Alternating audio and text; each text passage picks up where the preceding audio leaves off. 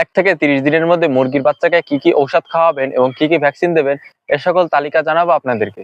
আসসালামু আলাইকুম। ছোট খামারের পক্ষ থেকে আপনাদের সকলকে স্বাগতম।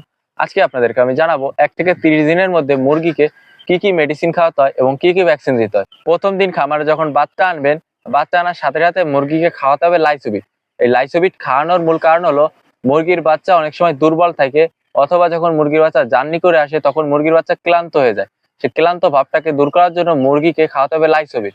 এই লাইসোবিটের ডোজ হলো 1 লিটার পানিতে 1 গ্রাম করে দিয়ে 2 ঘন্টা পানিতে খাওয়াতে হবে।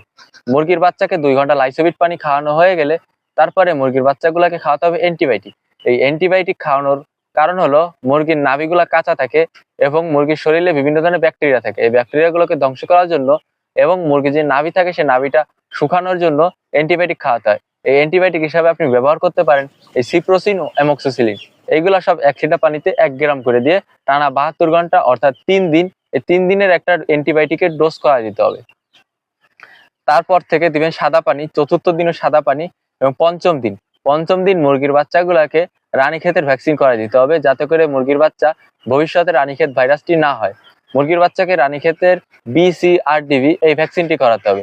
এই ভ্যাকসিনটি আপনারা পশু হাসপাতালে পেয়ে যাবেন। 100 ডোজের একটি ভ্যাকসিন মাত্র 25 টাকা নিবে।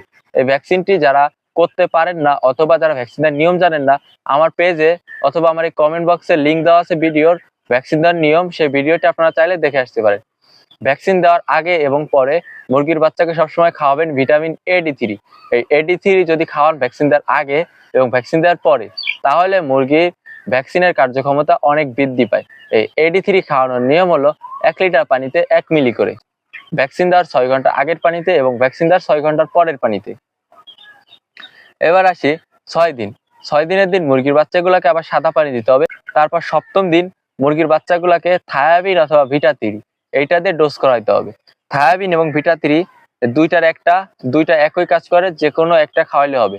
থায়াবিন হলো 1 লিটার পানিতে 1 গ্রাম এবং ভিটা3ও 1 লিটার পানিতে 1 গ্রাম দিয়ে 3 দিনের ডোজ করাইতে হবে।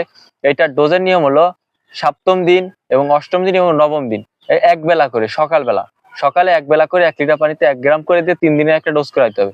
এই থায়াবিন অথবা ভিটা3 কাজ কি? এই দুইটা ওষুধের কাজ একই। দুইটা ওষুধের কাজ হলো মুরগির বাচ্চা দেখবেন বড় হয়ে এইরকম প্যারালাইজ হয়ে যায়। মুরগির বাচ্চা যাতে বড় হয়ে এরকম প্যারালাইজ না হয়, সেই কারণে মুরগির বাচ্চাকে ভিটা3 অথবা থায়াবিন দিয়ে একটা ডোজ করা দিতে হয়। এবার আসি 9ম দিন। 9ম দিনও মুরগির বাচ্চাকে সাদা পানি দিতে হবে। তারপরে 10ম দিন, 11তম দিন অথবা 12তম দিন, এই 3 দিনের একদিন মুরগির বাচ্চাকে গাম্বুরা ভ্যাকসিন করা। এই গাম্বুরা ভ্যাকসিনটা আপনারা চোখে 1 ফোঁটা করে দিতে পারেন, না হয় মুরগিকে পানির সাথে গুলায় খাওয়াই দিতে পারেন। এই গাম্বুরা ভ্যাকসিনটি করার আগে